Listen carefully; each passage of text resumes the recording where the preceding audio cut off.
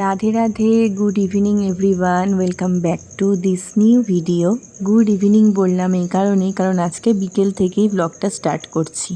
দেখো এখন প্রায় বিকেল গড়িয়ে সন্ধে হয়। আসলে সকালের দিকে এতটাই বেশি গরম থাকে যে ব্লগ করার এনার্জিটাই থাকে না। প্রত্যেক দিন সকালবেলায় আমার ঘুম থেকে ওঠার পর তো বেশ ভালো লাগে, তারপর কাজ করতে করতেই হঠাৎ করেই শরীর খারাপ লাগতে শুরু করে, শুধুমাত্রই গরমের জন্য।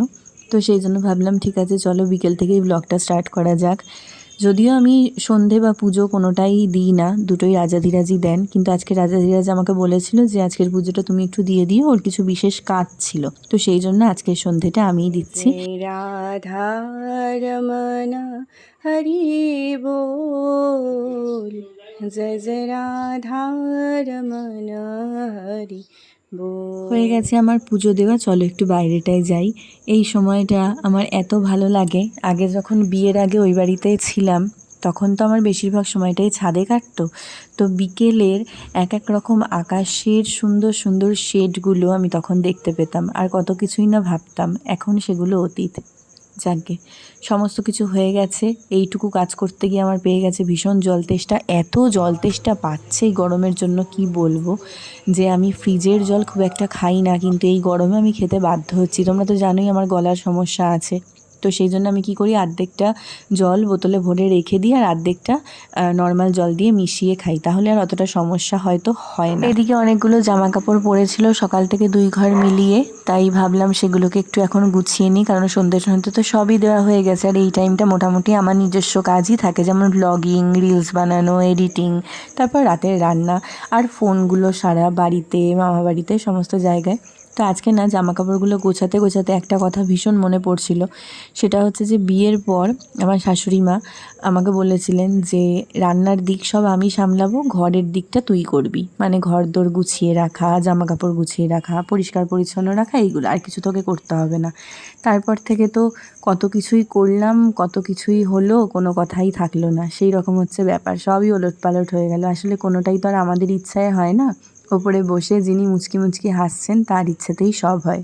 2 দিন আগে দোকান থেকে তরকার 2টো প্যাকেট কিনে এনেছিলাম। আসলে অনেক দিনই আমাদের তরকাটা খাওয়া হয় না, যবের থেকে আমরা আমিষ খাওয়া ছেড়ে দিয়েছি, ঠিক তবের থেকে। তারপর ভাবলাম চলো না নিরামিষ বানিয়েই খেয়ে দেখি, তো সেই জন্য নিয়ে এসেছিলাম। আর দুপুরেই ভিজিয়ে রেখেছিলাম, কি সুন্দর লাগছে দেখো, কালারফুল দেখতে।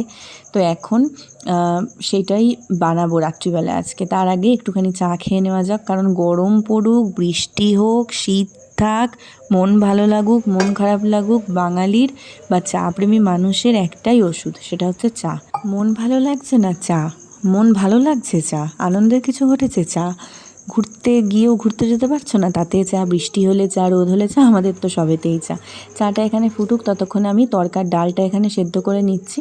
যখনই তরকার ডাল সেদ্ধ করবে তখন একটা দারচিনি আর এলাচ দিয়ে নুনের সাথে সেদ্ধ করবে, তাহলে কি হয়, ডালের যে একটা গন্ধ সেটা নষ্ট হয়ে যায়, আর সারা তরকাটা জুড়ে এই দারচিনি আর এলাচের সুন্দর গন্ধটা থাকে। তো দেখো এদিকে আমার চাটা হয়েও গেছে। আজকে চায়ের সাথে আমার টায়ের উপকরণটা দারুণ, সেটা হচ্ছে আমার গল্পের বই, সুচিত্রা ভট্টাচার্যের লেখা গভীর অসুখ বইটা আমারও মনের গভীর পর্যন্ত পৌঁছিয়েছে। রাধে রাধে। রাধে রাধে। সবাই জিজ্ঞাসা করছে তুমি গরমে কি রকম আছো। গরমে বলতে গেলে বয়েলড হয়ে আছি। সেই তেল নুন লঙ্কা দিয়ে মাখলেই হবে। হ্যাঁ, দেবে পাচ্ছে তো, কিছু বানাও। কি বানাবো এই গরমের মধ্যে, তোমার এত খিদে কেন পায়? এই অনেক পেলো সন্ধ্যাবেলা একটুখানি খেতে পারে না, কিছু বানাও। হে রাধা রমন লাল। সোনামাই ঘরে চালের পাঁপড়গুলো রেখেছিল, এগুলোই একমাত্র অপশান এখন বানানোর জন্য, নয়তো এই গরমের মধ্যে আমি এখন কি বানাবো। তাই জন্য ভাবলাম এগুলোই ফটাফট ভেজে দিই। আমার বরের প্রচণ্ড পছন্দের খাবার হচ্ছে পাঁপড়, ডাল পাঁপড় ভাজা হলে ওর আর কিছু লাগে না। তো সবসময়ের জন্যই ওর পাঁপড় খুব পছন্দের, তাই কটা ওর জন্য ভাজলাম, আর 2-1টা আমিও খাবো। আমার আবার চালের পাঁপড়, সাবুর পাঁপড় এগুলো খেতে খুব ভালো লাগে।